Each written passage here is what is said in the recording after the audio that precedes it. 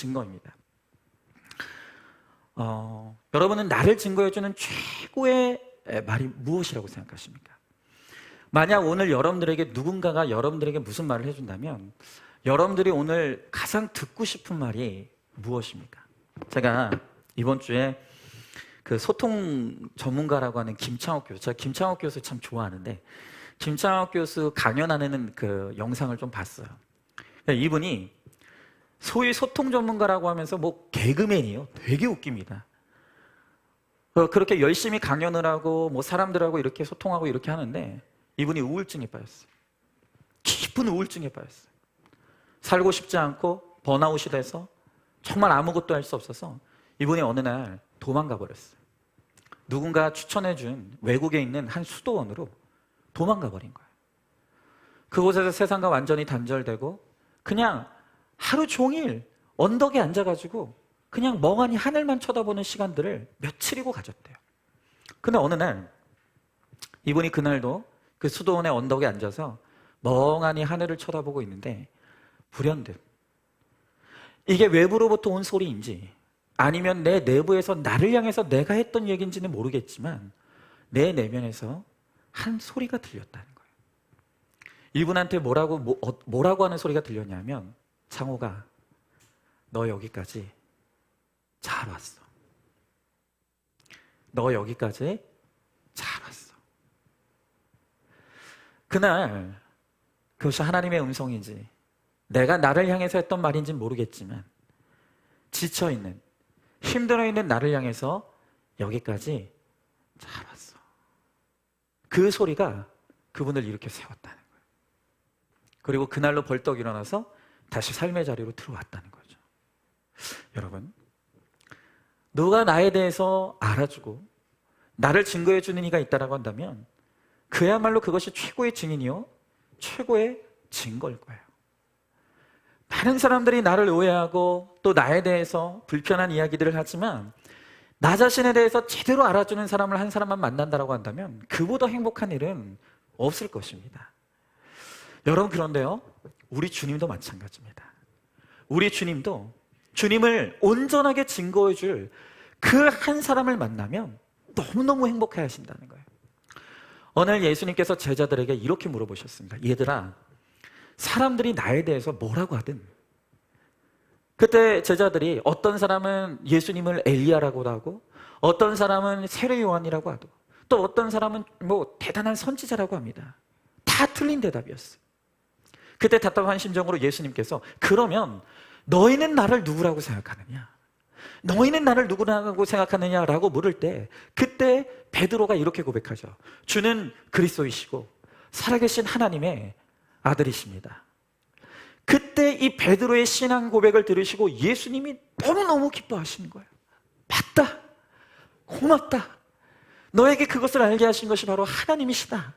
오늘 예수님께서 이 베드로의 고백, 자신을 증거해주는 그 베드로의 고백에 너무너무 기뻐하셨다는 거예요. 근데 여러분, 오늘 우리가 신앙생활하며 교회에 나와서 이렇게 예배 드리는데 근데 우리들 가운데 예수님이 누구신지를 고백하지 못하는 성도들이 많아요. 그래봐야 지가 목수의 아들이지 무슨 하나님이야 라고 말했던 유대인들처럼 아무리 오랜 시간 교회를 다녀도 예수님이 누구신지, 예수님이 정말로 나의 구원자이신지, 예수님이 정말로 내 인생의 주인이신지를 전혀 고백하지 못하고 증거하지 못하는 그런 교인들이 많다는 것입니다. 여러분, 나를 제대로 알아주는 사람만큼 좋은 친구가 없습니다. 우리가 하나님을 제대로 알고 증거한다면 하나님도 우리를 좋은 친구로 여겨주신다는 거예요. 그러므로 하나님을 제대로 증거하는 인생이 최고의 인생입니다. 그렇다면 무엇이 최고의 증거일까요? 우리가 그것을 함께 나누기를 원하는데 첫 번째로 최고의 증거는 죽기까지 증거하는 것입니다. 자, 오늘 7절의 말씀을 보니까요, 그들이 그 증언을 마칠 때 무정에로부터 올라오는 짐승이 그들과 더불어 전쟁을 일으켜 그들을 이기고 그들을 죽일 터인즉 그랬습니다. 여러분, 죽기까지 증거하는 것, 우리는 이것을 순교라고 합니다. 우리가 지난주에 두 증인에 대한 말씀을 나눴어요. 이 두 증인이 1260일 동안 열심히 주님을 증거하며 다닙니다. 그런데 이 두 증인들이 증언을 마칠 때 무정경으로부터 올라온 짐승이 전쟁을 일으켜 예수님을 증거하는 이 증인들을 죽이리라는 거예요. 여러분, 이 구절만 딱 떼놓고 읽으면 어떤 생각이 드십니까? 아니, 어떻게 주님을 위해서 이렇게 충성했는데, 어떻게 예수님이 이렇게 열심히 증언했는데 어떻게 이런 사람이 죽을 수가 있는가? 여러분, 이런 의문이 들지 않습니까? 그래서 성경은 띄워놓고 읽으면 안 돼요. 언제나 성경은 편으로 읽는 것이 아니라 통으로 늘 차례대로 읽는 것이 너무너무 중요해요. 여러분, 온 세상에 복음이 전파될 때까지 두 증인은 결코 죽지 않을 거예요. 그런데 여기서 오늘 이 증인들이 죽었다라는 것은 무엇을 의미하냐면 그들의 사명이 끝났다라는 것을 의미하는 거예요. 여러분, 사람이요 쉽게 죽지 않습니다. 사람이 우리가 생각하는 만큼 그렇게 쉽게 죽는 게 아니에요. 우리가 언제 죽을까요? 어떤 사람은 병들어 죽는다고 생각해요. 또 어떤 사람은 나이 들면 죽는다고 해요. 그러나 성경은 죽음을 그렇게 이야기하잖아요. 성경은 언제나 우리가 언제 죽는가를 이야기할 때 우리의 죽는 그날은 언젠가 하면 우리의 이 땅에서의 사명이 끝나는 날, 나에게 하나님께서 허락하신 그 사명이 다하는 바로 그날이 하나님이 우리를 천국으로 인도해 가시는 날이라는 거예요. 여러분, 사단은요 절대로 예수님을 증거하는 이 두 증인의 사용을 막지 못합니다. 하나님이 두 증인, 곧 참교회가 이 증거를 마칠 때까지 우리 교회를 보호하신다는 거예요. 제가 전주에 말씀드렸듯이 이 증인을 뜻하는 헬라어 마르티스는 순교자를 의미합니다. 지금 이 계시록의 두 증인도 복음을 위해 순교한 자들을 상징하는 거예요. 그러므로 그야말로 순교야말로 이 증인이 보일 수 있는 최고의 증거인 것입니다. 여러분, 우리가 다른 사람을 위해서 목숨을 희생하고 바치는 것을 얼마나 아름답고 숭고한 것으로 여깁니까? 불 속에 갇혀있는 그 자녀를 구하기 위해서 아버지가 그 불 속으로 뛰어들어 자녀를 구원하고 그 아버지가 죽음을 맞이했을 때 우리는 그 아버지의 사랑을 아름다운 사랑으로 여겨요. 또 누군가 물속에 빠진 사람들을 보고 그 물속에 빠져들어서 그 사람을 건져내고 그가 희생을 당했을 때 우리는 그를 위한 동상을 만들 만큼 그 죽음을 너무너무 아름답고 숭고한 죽음으로 여긴다는 거예요. 여러분, 그렇다라고 한다면 우리가 하나님을 위해서 내 목숨을 버리고 희생할 수 있다라고 한다면 그만큼 아름다운 희생이 어디 있겠습니까? 여러분, 그러나 우리가 핍박을 참고 또 순교로 최고의 증거를 보인다고 하더라도 사실 이 세상의 모든 사람이 나를 알아주는 게 아니에요. 때로는 내 죽음을 비웃고 조롱할 때가 있다는 거예요.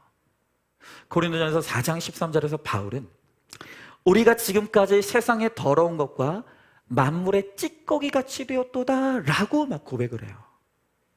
그러니까 우리가 이 땅에서 충성된 증인으로 살아가고자 할 때 이 세상이 증인의 삶을 살아가는 나를 찌꺼기 같은 존재로 취급할 때가 있다는 거예요. 그러니 아무리 주님이 우리를 향해서 죽도록 충성하라, 그리하면 내가 생명의 면류관을 주리라 라고 약속하셔도 참 이 충성한다는 것이 어려워요. 주님은 주를 위해 충성하는 자들에게 하늘의 영원한 나라에 빼앗기지 아니할 생명의 면류관이 있다고 약속하시는 거예요. 그런데 우리는 지금 당장 칭찬받고 싶어요. 이 땅에서 영광을 누리고 싶어요. 그러니까 증인의 삶을 살아가다가 때로는 조롱당하고 핍박당하는 것을 견디고 싶지 않은 것이죠. 근데 여러분, 우리가 이렇게 주님을 위해서 충성한다, 이 충성한다 라고 하면 여러분들은 무엇이 떠오르십니까? 이 충성이라는 단어 하면 여러분들은 떠오르는 게 뭡니까? 아마 많은 분들이 충성이라고 하면 이 열심을 떠올릴 거예요. 그래서 목사도 목회 열심히 한다, 목자도 목원들 열심히 섬긴다, 부부간에도 열심히 산다, 열심. 우리는 항상 열심을 내고 살려고 해요. 여러분, 그러나 성경에서 증인들에게 요구하는 열심은요, 충성은 열심이 아니라 인내를 말하는 거예요. 여러분, 하나님께서 우리들에게 요구하시는 충성은요, 열심이 아니에요. 여러분, 내가 뭘 그렇게 열심히 한들 그것이 하나님께 도움이 되겠습니까? 하나님께서 우리들에게 받길 원하시는 우리의 충성은 무엇이냐면 그 인내라는 거예요. 여러분, 구원은 우리의 열심으로 이루어지는 것이 아니라 우리의 인내를 통해서 이루어지는 거예요. 부부가 서로 간에 죽도록 충성하려면 인내가 필요해요. 목자도 죽도록 충성하는 마음으로 목장을 이끌어 가려면요, 무한한 인내가 필요합니다. 이번 주에요, 우리 교회 한 목자님으로부터 연락이 왔어요. 그런데 그 목자님이 저에게 해주신 이야기가 뭐냐면, 그 목장이 이번 주에 이제 목장 모임을 하는데, 목원 중에 어려운 형편에 있는 한 목원이 아주 큰 맘 먹고 이제 같이 식사 시간에 수육을 삶아 왔다는 거예요. 그래서 이제 다른 목원들은 이 수육을 맛있게 먹을 수 있는 쌈도 가지고 오고, 어떤 분들은 과일도 가져오고, 어떤 분들은 밥을 해왔어요. 즐거운 시간을 보냈어요. 그리고 이제 목장 모임 후에도 너무 기분이 좋아서 단톡방에서 모두가 좋은 시간이었다고, 맛있게 먹었다고, 누구 반찬이 참 좋았다고 그러면서 너무너무 목장의 이 단톡방에서도 목원들끼리 아주 서로 덕담을 나누고 그러고 마쳤어요. 그런데 불과 며칠 후에 그 수육을 삶아왔던 그 목원님이 목자님에게 연락이 와서, 나 오늘부터 목장 안 나간다고, 교회 떠나겠다고 선언을 하고 모든 연락을 다 끊어버렸어요. 이유가 뭘까요? 무슨 일이 일어난 걸까요? 왜 그런가 이유를 말씀하시기를, 이유가 이거예요. 나는 없는 형편에 큰 맘 먹고 내 형편에서는 큰 돈을 들여서 수육을 삶아왔는데, 목자가 단톡방에서 내 이름은 한 번도 언급하지 않고 다른 사람들과 나를 똑같이 취급해서 내 수고가 퇴색됐다는 거예요. 그게 너무너무 섭섭해서 교회도 안 나올 거고 목장도 끊겠다고, 그리고 연락을 차단했어요. 목자님은 그 이야기를 하면서 내가 왜 그 단톡방에서 그 성도님의 이름을 언급하지 않았는지, 왜 그때 그 석자 이름 언급하는 게 어려운 것도 아닌데 왜 나는 그 이름을 언급하지 않아서 이분이 이렇게 목장을 떠나는지 너무 자책이 된다면서 울면서 연락이 오셨어요.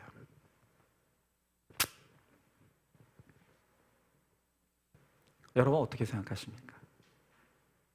혹시 제가 이 이야기를 들을 때 여러분들 가운데 어떤 분들은 뭐 그런 일로, 아니 그게 뭐가 그렇게 대단한 일이라고, 그게 목장을 끊을 일이고 그게 무슨 교회를 떠날 일이냐고 혹시 그렇게 생각하신 분들이 있지 않습니까? 여러분, 저는 그렇게 생각하지 않아요. 여러분들은 그분이 살아온 세월을 아십니까? 그분이 어떤 삶을 살아왔고 내면에 어떤 상처가 있길래 그런 일로 큰 상처를 받아 그렇게 떠날 수밖에 없는지, 그분이 살아온 삶의 흔적, 삶의 사연, 그분이 살아오면서 인생에 겪었던 일들을 여러분들은 아시냐는 거예요. 여러분, 그것을 알지 못한다고 한다면 남의 상처에 그렇게 함부로 우리가 판단해서는 안 돼요. 오늘 여러분들도 그렇지 않습니까? 솔직히 오늘 여러분들 가운데 한 번쯤은 나도 교회 떠나고 싶다라고 생각해 본 적 있지 않습니까? 그런데 내가 교회를 떠나고 싶다고 상처받은 것은 당연한 것이고, 남이 상처받았다고 하는 것은 안 되는 것이라고 말하면 안 되죠. 내가 볼 때는 아무것도 아닌 일이지만 그것이 당사자에게는 이 세상에서 가장 아픈 일일 수 있어요. 하지만 그럼에도 불구하고 오늘 이 자리에 그분이 오시지 않은 걸로 알아요. 만약 오늘 그 성도님이 온라인으로라도 오늘 이 설교를 듣고 있다라고 한다면 저는 이후 여와를 막론하고 오늘 우리 교회와 공동체로 다시 돌아오시라고, 간절하게 말씀드리고 싶어요. 맞아요. 교회 안에 상처받을 일이 많아요. 상처받을 일이 그냥 있는 정도가 아니라 정말로 시시때때로 우리들에게 다가오는 사람의 말 때문에, 눈빛 때문에, 행동 때문에 찾아오는 상처들이 참 많아요. 여러분, 그런데 그런 상처들을 하나하나 곱씹으며 우리가 살아간다라고 한다면 오늘 사실은 우리가 이 땅에서 발붙이고 살아갈 곳은 한 군데도 없습니다. 여러분, 정말로 우리가 신앙생활할 수 있는 그런 상처들을 다 끌어안고 살아간다라고 한다면 우리가 다닐 수 있는 교회는 한 군데도 없어요. 또 하나, 여러분, 저는 그 목자님께서 왜 내가 그 이름 석자를 적어주지 못했을까? 왜 내가 그 이름 석자를 거기다 적지 못했을까?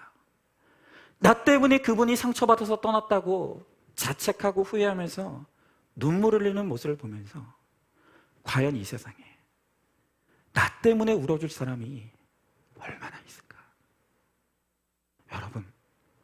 여러분 한번 떠올려 보십시오. 여러분 때문에 눈물 흘리며 나 때문에 울어줄 사람 여러분 가운데 몇 명이나 있을 것 같습니까? 내 남편이 나를 위해 울어주든가요? 내 아내가 나를 위해 울어주든가요? 내 자식이 내가 얼마나 아픈지 알고 나를 위해 울어주든가요? 아니요. 여러분, 내 가족도 내가 어디가 아픈지 몰라요. 내 가족들도 나를 위해 울어줄 사람이 없어요. 그런데 교회는 나를 위해 울어줘요. 교회는 나를 위해 울어줄 사람이 있는 거예요. 여러분, 그런 공동체를 떠나시면 안 돼요. 떠나시면 안 되는 거예요. 여러분, 우리 목자들이요, 여러분들이 목자가 되지 않아 보면 알 수 없어요. 얼마나 많이 목장을 섬기면서 아파하고 또 울고 기도하는지 몰라요. 우리 목자들이 저에게 수시로 하는 이야기가 있어요. 목사님, 저 목자 내려놓으면 안 될까요? 우리 목장이 내가 아니라 다른 목자를 만났으면 우리 목원들이 더 은혜롭게 목장 모임도 하고 신앙생활을 할 텐데 저같이 부족한 목자를 만나가지고 우리 목원들이 너무 힘들어하는 것 같습니다. 저는 목자의 자격이 없는 것 같습니다. 얼마나 마음으로 울면서 자책하면서 저에게 찾아오실 때가 많은 줄 알아요. 인내할 일들이 끝이 없는 거예요. 여러분, 그러므로 죽도록 충성하라는 말씀, 곧 죽도록 인내하라는 말씀이에요. 여러분, 김양재 목사님도 간증하시기를 남편의 구원이 너무너무 더뎠다는 거예요. 그냥 더디 이루어진 것이 아니라 남편이 믿음 생활하는 이 목사님과 자녀들을 얼마나 핍박했는지 모른다는 거예요. 그러나 목사님은 그 핍박의 시간을 지나면서 주님의 인내를 더욱 배우게 되었고 남편의 구원을 포기하기는커녕 기도가 더욱 간절해졌고 이 남편이 떠나기 1년 전부터는 하나님, 내 생명을 거두어 가셔서라도 내 남편을 구원해달라고 목숨을 건 기도를 할 수 있었다는 거예요. 여러분, 우리가 인내를 배울수록 거기서 하나님의 심정을 배우는 거예요. 우리가 한 영혼의 구원을 붙들고 내가 인내하고 몸부림칠 때 거기서 하나님이 나를 얼마나 사랑하시고 인내하시는지를 우리는 깊이 깊이 깨달아 가는 거예요. 바울 사도는 고백하기를 내가 저주를 받아 그리스도에게 끊어진다 할지라도 나의 형제 고륙의 친척이 구원받기를 원합니다 라고 고백했어요. 설령 내가 그리스도에게 끊어질지라도, 내가 죽는 한이 있더라도 나의 죽음을 통해서 나의 형제와 고륙 친척이 구원받을 수 있다라고 한다면 기꺼이 나는 죽기를 원합니다 라고 바울 사도가 고백하는 거예요. 여러분은 어떻습니까? 여러분은 어떻습니까? 오늘 여러분들이 입으로는 주님을 사랑한다고, 내 가족을 사랑하게, 내 가족이 구원받기를 원한다라고 그렇게 고백하지만 여러분들에게는 그 영혼, 내 가정에 여전히 예수를 알지 못하고 죽음을 향해 가고 있는 내 가족들의 영혼을 붙들고 인내하는 몸부림이 있습니까? 오늘 내가 죽는 한이 있더라도 그들이 구원받기를 원한다라고 하는 절박한 마음이 있냐는 거예요. 바로 그 한 영혼을 향한 무한한 인내, 그리고 절박함, 그게 최고의 사랑이고 최고의 증거인 것이죠. 한번 질문해 봅니다. 여러분은 가족의 구원을 위해 얼마나 절박한 마음으로 기도하고 있습니까? 아무것도 할 수 없는 환난 가운데 있다 할지라도 복음을 위해 죽기까지 인내하는 충성으로 신실함을 보이십니까? 두 번째로, 악한 이 땅에서 십자가를 지며 증거해야 합니다. 자, 오늘 8절의 말씀에 보니까 그들의 시체가 큰 성길에 있으리니 그 성은 영적으로 하면 소돔이라고도 하고 애굽이라고도 하니 곧 그들의 주께서 십자가에 못 박히신 곳이라 그랬어요. 여러분, 지금 오늘 성경에 보니까 이 두 증인이 복음을 외치는 곳이 어디냐 하면 소돔이라고도 하고 애굽이라고도 하는 곳에서 이들이 증인의 사명을 감당하고 있다는 거예요. 여러분, 소돔과 고모라 땅 너무 잘 아시죠? 창세기 13장 13절에 보면 이 소돔과 고모라 땅을 뭐라고 이야기하면 여호와 앞에서 악하며 큰 죄인, 여호와 앞에서 악하고 큰 죄인들이 사는 죄악의 도성이 바로 이 소돔과 고모라 땅이었다. 그런데 기가 막힌 게 뭔지 아십니까? 이렇게 죄악으로 가득한 그 소돔 땅이 어떤 곳이냐면 여호와의 동산 같고 애굽 땅과 같았더라고 했어요. 그 속을 살펴보면 그 속은 죄악으로 너무너무 부패하고 썩고 정말 썩은 내가 악취가 나는 그런 곳인데 겉모습을 보면 너무 아름다운 곳인 거예요. 너무 멋있는 곳인 거예요. 진짜 저런 곳에서 단 하루만이라도 살아봤으면 좋겠다고 싶을 정도로 모든 것이 너무너무 잘 갖추어진 곳이 바로 소돔과 고모라 땅이었다는 거예요. 그래서 아브라함의 조카인 롯은 그 땅이 죄악된 땅인 줄 알면서도 그 땅의 아름다움, 그 땅의 멋있음에 취해서 그 소돔과 고모라 땅으로 들어갔다는 거예요.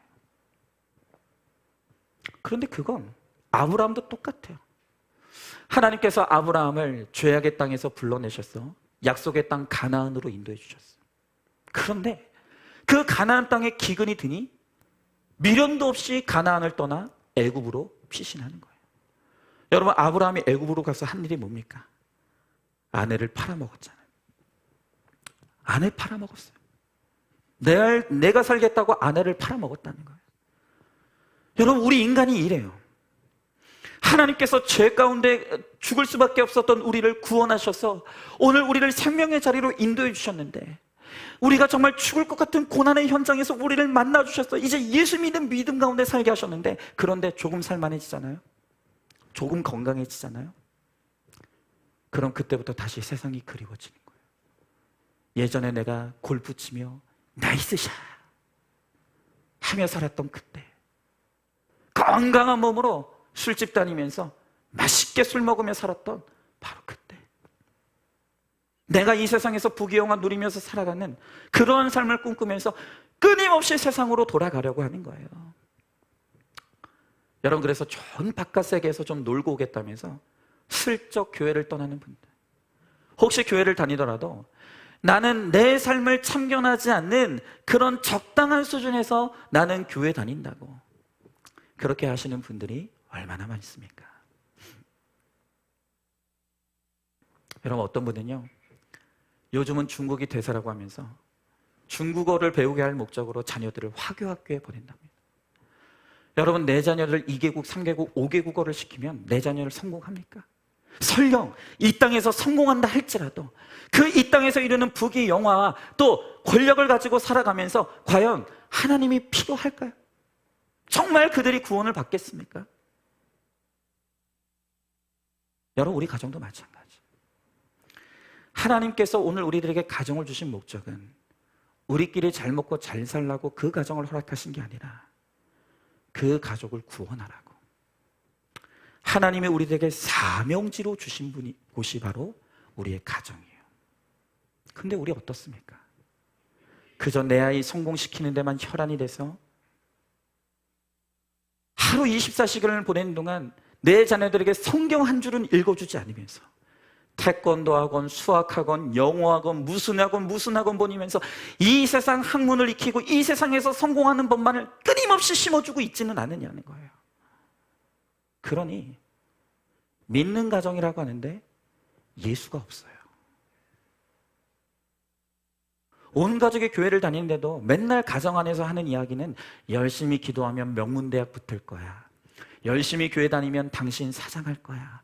11조 열심히 드렸으니 하나님께서 몇 배로 갚아주실 거야. 이런 것밖에 없는 거예요. 여러분, 오늘 이 땅은 잘 먹고 잘 살겠다는 성공 복음이 가득한 세상이에요. 이런 소돔 땅을 향해 우리가 부르짖어야 될 복음은 뭡니까? 그렇게 살다가는 구원받지 못한다는 거예요. 그렇게 살다가는 구원받지 못한다는 것이 오늘 이 땅의 소돔을 살아가는 사람들에게 우리가 외쳐야 될 복음인 거예요. 여러분, 그러니 얼마나 그것이 십자가입니까? 여러분은 믿지 않는 식구들을 향해 예수 믿지 않으면 구원받지 못한다고 부르짖고 있습니까? 오늘 내 자녀들 불신결혼해서 그만하게 살고 별탈 없이 무탈하게 살아가요.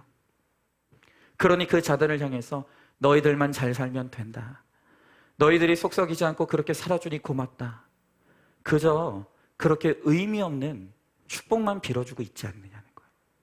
여러분, 그런데 그렇게 하다가는 망해요. 세상은 다 긍정적인 이야기만 합니다. 그런데 주님은 오늘 이 세상을 보면서 뭐라고 합니까? 이 세상은 악하고 음란하다라고 분명하게 말씀하시는 거예요. 여러분, 이 세상은 반드시 끝이 있는 나라예요. 반드시 망할 곳입니다. 여러분, 이 사실을 내 가족, 내 이웃들에게 오늘 우리가 외쳐야 될 두 증인의 사명이 있다는 거예요. 여러분, 입으로만 외친다고 다 되는 것도 아니죠. 이 세상이 망한다고 외치면서 마치 내 삶은 이 세상이 영원할 것처럼 집착하며 살아간다고 한다면 그건 복음이 아니죠. 정말로 이 세상에 끝이 있음을 믿는다면 오늘 우리는 이 땅을 떠날 나그네처럼 오늘 이 세상을 살아가는 모습을 보여줘야 돼요. 이게 증인의 삶이에요. 이게 성경의 메시지예요. 소돔과 같이 악하고 음란한 세상에서 내가 십자가를 지고 가면 자연스럽게 미움을 받는 것이죠. 어떤 집사님이요, 내가 너를 꼭 승진시켜줄게. 장담하는 직장 상사의 말을 믿고 정말 몸종처럼 살았다고 합니다. 그 아내는 내 남편 승진시켜줄까 싶어서 이 김장철이 되면 사모님한테 달려가가지고 김장 담가주고 깍두기 담가주고 파출부 노릇을 했다. 아유, 그런데 승진해. 미끄러졌어. 그랬더니 또 이 상사가 1월까지 기다려봐. 내가 꼭 승진시켜줄게. 그 말에 다시 한번 희망을 걸고 또 몸종 노릇을 했어요. 또 그 안에는 사모님에게 달려가서 또 깍두기 담겨주고 김치 담가주고 다 했다는. 그런데 승진에 미끄러졌어요. 여러분, 이분이 얼마나 그 상사가 미웠겠습니까? 그러나 그럴 때 증인의 삶을 살아가는 우리가 해야 될 일은 얼굴에 도끼를 품지 않는 거예요. 속에서는 분이 올라와도 이것이 내가 사람을 의지하고 믿은 내 삶의 결론인 것을 회개하면서 평안한 표정을 보여주는 것이 그게 바로 최고의 증거인 거예요. 여러분, 이 땅에 별 인생 없습니다. 우리 인생의 목적은 잘 먹고 잘 사는 것이 아니라 거룩을 이뤄가는 거예요. 화낼 수밖에 없는 상황에서도 내 죄를 먼저 보고 독을 품지 않는 것이 바로 주님이 그 사람을 기억해 주시는 거예요. 어떤 상황에서도 내 얼굴에 도끼를 없애고 구원의 표정을 짓고 그리고 예수 때문에 평안한 모습을 보여주며 갈 때 바로 나를 통해서 천국 복음이 전파되는 것이에요. 한번 질문해 봅니다. 나에게 손해를 끼치는 부모, 배우자, 자녀, 상사에게 온몸으로 독을 뿜고 있지는 않습니까? 어떤 때에도 구원의 표정, 신비한 표정을 지으며 복음을 전파하고 있습니까? 마지막 세 번째로, 증거의 사명을 감당할 때 땅에 사는 자들에게 조롱을 받습니다. 자, 오늘 9절부터 11절의 말씀에 보니까 백성과 족속과 방언과 나라 중에서 사람들이 그 시체를 사흘 반 동안을 보며 무덤에 장사하지 못하게 하려로다. 이 두 선지자가 땅에 사는 자들을 괴롭게 한 거로 땅에 사는 자들이 그들의 죽음을 즐거워하고 기뻐하여서 서로 예물을 보내리라 하더라. 3일 반 후에 하나님께로부터 생기가 그들 속에 들어가매 그들이 발로 일어서니 구경하는 자들이 크게 두려워하더라 그랬어요. 자, 오늘 여기 보니까 두 증인이 십자가를 지고 열심히 복음을 증거했는데 이들의 죽음을 바라보면서 많은 사람들이 그들의 죽음을 조롱하고 기뻐하더라는 거예요. 너무너무 듣기 싫은 복음을 전하는 그들 때문에 힘들었는데 그들이 이제는 죽는 모습을 보면서 속이 다 시원하다. 맨날 저 사람이 하는 설교 들으면서 너무너무 힘들었는데 이제는 저 말 듣지 않아도 좋으니 너무너무 좋다 그랬다는 거예요. 여러분, 오늘 여러분들에게 묻고 싶습니다. 오늘 여러분들은 박은성 목사가 좋으면 기분이 좋을 것 같습니까? 슬플 것 같습니까? 왜 이렇게 조용하시지? 어떨 것 같습니까? 저 박은성 목사 맨날 주일날마다 힘든 말씀만 전하고 이해 못할 말씀만 전했는데 이제 죽었으니까 이제 좀 내가 듣고 싶은 설교해주는 목사님 왔으면 좋겠다. 혹시 그렇게 생각하지 않습니까? 여러분, 여러분들이 듣기 싫은 귀를 막고 싶은 이야기지만 여러분들에게 해야 될 말을 하는 미움을 당할지라도 반드시 여러분들이 들어야 될 복음을 전하는 것이 그게 사랑이에요. 오늘 주님께서요, 이 두 증인들이 이 땅에서 복음 전하다 미움당한대요. 그들의 죽음을 바라보면서 사람들이 슬퍼하는 것이 아니라 기뻐하고 잘됐다고 박수칠 수도 있다는 거예요. 그런데 그런 두 증인이 3일 반 후에 다시 일어선다는 거예요. 그들에게 생기가 들어간다는 거예요. 여러분, 이게 무슨 뜻입니까? 내가 복음을 위해 완전히 죽어져서 온갖 조롱을 감내하다 보면 내가 죽는 것 같지만 하나님이 나를 절대로 내버려 두시지 않는다는 거예요. 주님의 생기로 나를 붙들어 주시고 나에게 힘을 주시고 내가 이 사명의 길을 감당할 수 있도록 하나님께서 나에게 능력을 주신다는 거예요. 여러분, 이 사명이 너무 어려운 것 같지만 내가 참교회 참 증인이라면 반드시 3일 반 만에 일어나게 될 것이라는 거예요.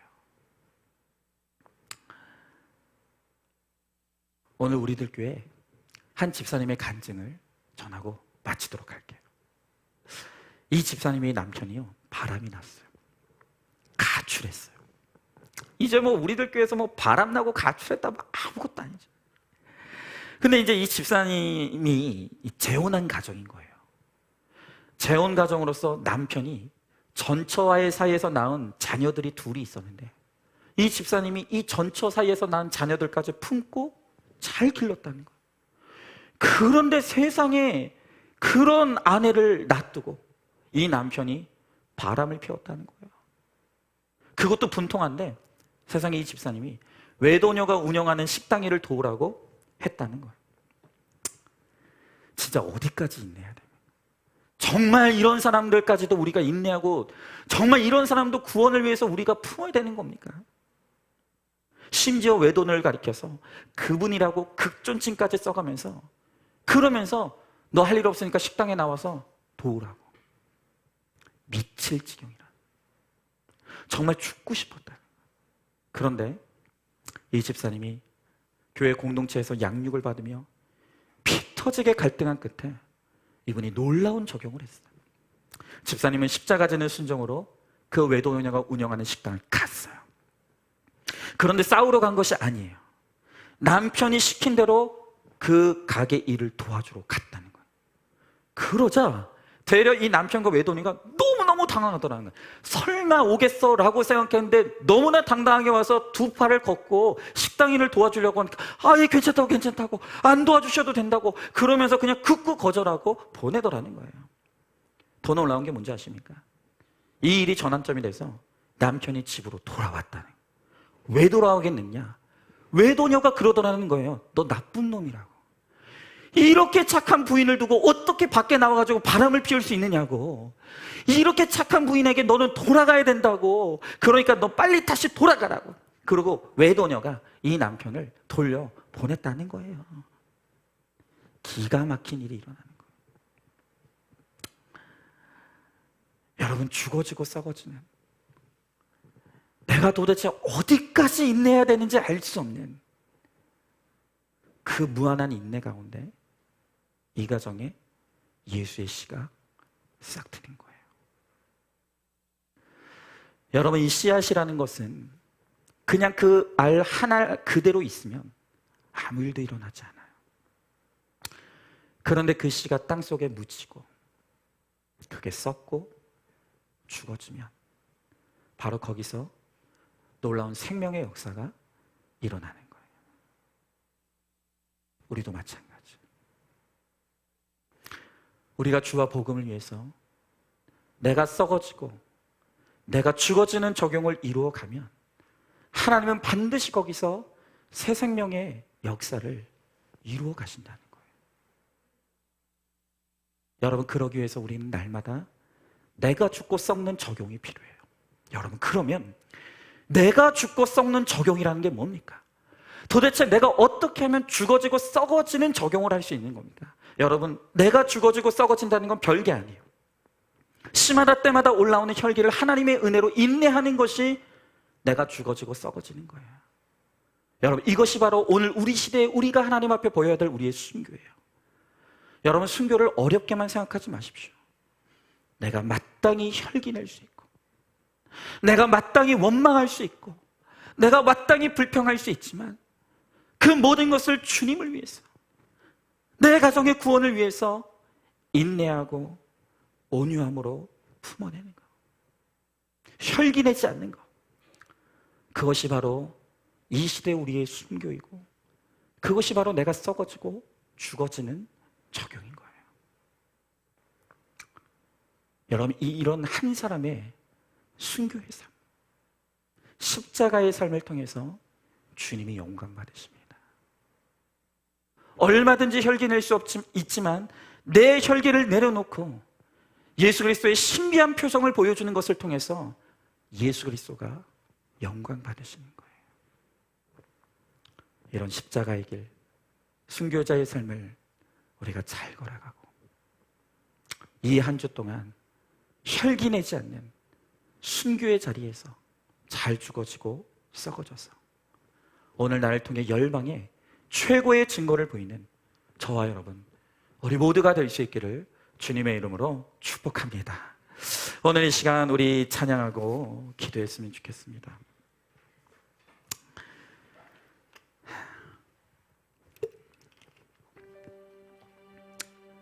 아까 제가 자신의 이름 석자를 불러주지 않아서 목장을 끊고 교회를 떠나기로 결단했다는 그 성도님 이야기를 전해주셨죠. 제가 한 주간 그분을 깊이 묵상했습니다. 왜 그러실까? 왜 그러실까?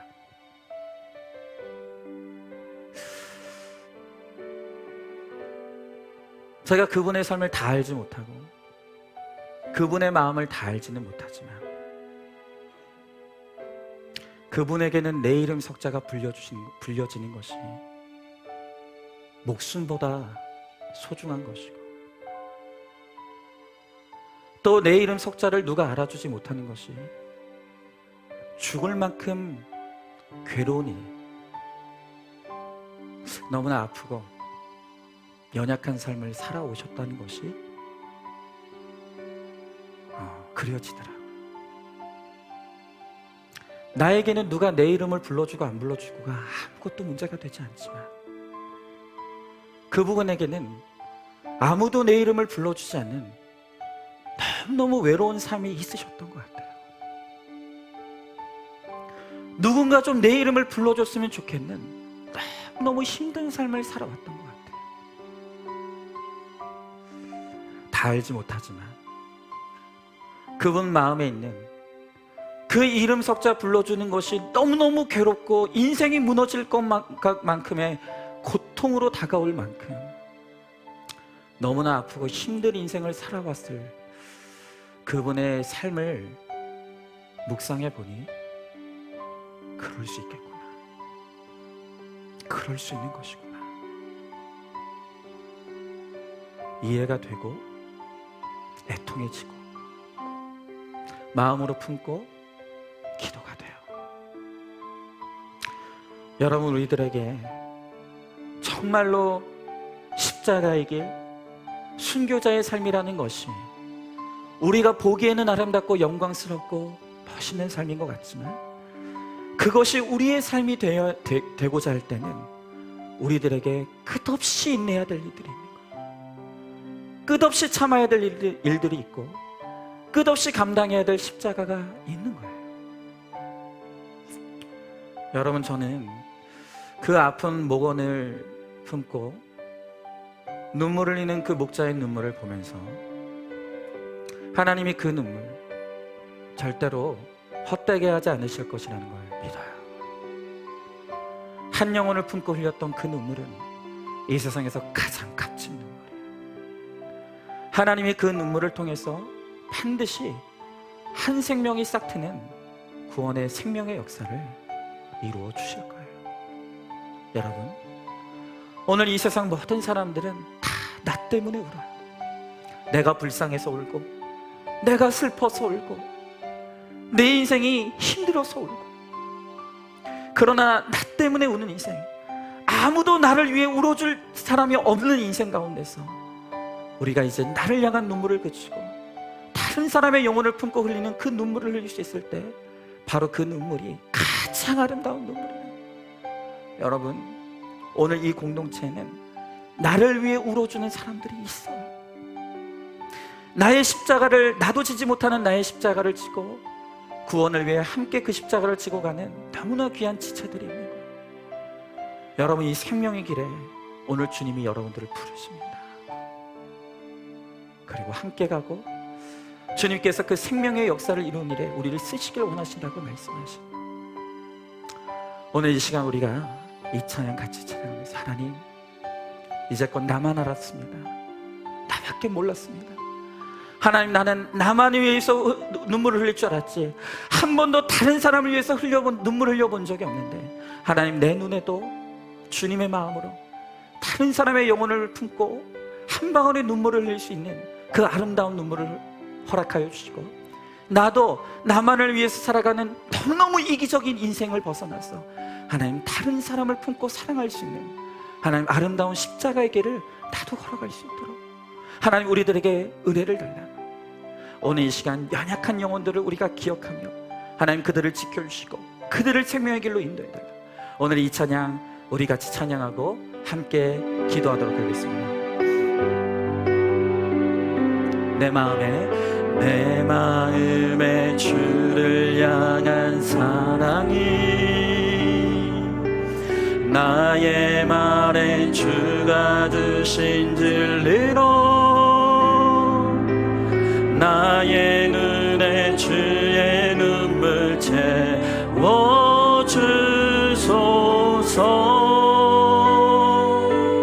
내 입술에 찬양의 향기가, 내 입술에 찬양의 향기가, 두 손에는 주를 닮은 섬김이, 나의 삶의 주의 흔적 나게 하소서. 하나님의 사랑이 영원히 함께하리. 십자가의 길을 걷는 자에게, 순교자의 삶을 사는 이에게, 조롱하는 소리와 세상 유혹 속에도 주의 순결한 신부가 되리라.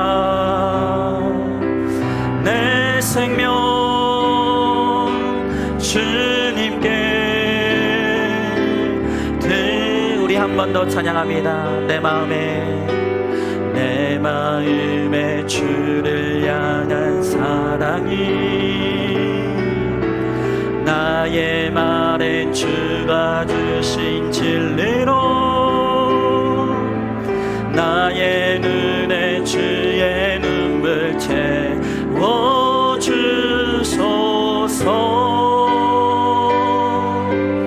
내 입술에 찬양의 향기가, 내 입술에 찬양의 향기가, 두 손에는 주를 닮은 섬김이 나의 삶의 주의 인정 나게 하소서. 하나님의 사랑이 영원히 함께하리. 십자가의 길을 걷는 자에게, 순교자의 삶을 사는 이에게 조롱하는 소리와 세상 유혹 속에도 주의 순결한 신부가 되리라. 내 생명 주님께 드리리. 한 번 더 찬양합니다. 하나님의 사랑이 영원히 함께하리. 십자가의 길을 걷는 자에게, 순교자의 삶을 사는 이에게 조롱하는 소리와 세상 유혹 속에도 주의 순결한 신부가 되리라. 내 생명 주님께 드리리. 여러분이 이제까지 신앙생활하면서 정말 하나님 뜨겁게 사랑해 보신 적 있습니까? 정말로 나 말고 다른 영혼을 놓고 뜨겁게 눈물을 흘리며 그 영혼을 붙잡고 기도해 보신 적이 있으십니까? 나 아닌, 내 가족이 아닌 한 영혼을 붙잡고 주의 심정으로 애통하는 눈물을 여러분들은 흘려본 적이 있습니까? 여러분, 같은 신앙생활 하는데 어떤 사람들은 수많은 영혼들을 품어내고 그 영혼들을 생명의 길로 인도하는 그런 신앙생활을 하는 분들이 있고, 어떤 분들은 한평생 신앙생활 하면서도 날마다 상처만 받고 날마다 갈등만 겪고 나은 사람의 신앙생활도 유지하기가 버거워 연약한 신앙생활만 하다가 인생을 마치는 분들이 얼마나 많습니까? 여러분, 하나님께서요 늘 사랑만 요구하고, 왜 사람들이 나를 사랑해 주지 않느냐고 늘 사랑만 받기를 원하는 신앙생활에서 누군가를 뜨겁게 사랑할 줄 아는 신앙인으로 오늘 우리를 세우시길 원하신다고 하십니다.